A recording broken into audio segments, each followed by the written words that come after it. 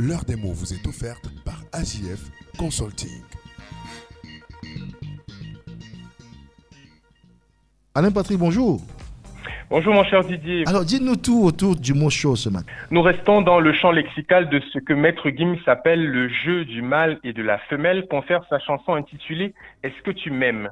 Hier, nous avons parlé du mot couloir qui dans l'argot local signifie copine, petite amie, go ou alonga.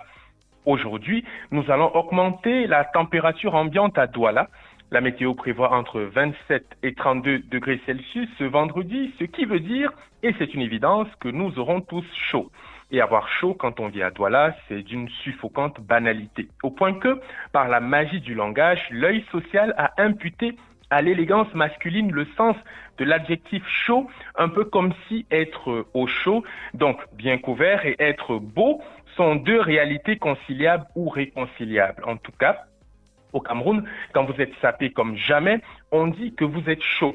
Quand on veut mettre un peu d'emphase pour exprimer l'étonnement et même la fascination que provoque votre tenue vestimentaire, le discours social dit chaud à mort, comme quoi l'élégance vestimentaire est une affaire de température sociale. Et tout ça décale de l'objet, le vêtement, objet de séduction pour le sujet qui le porte.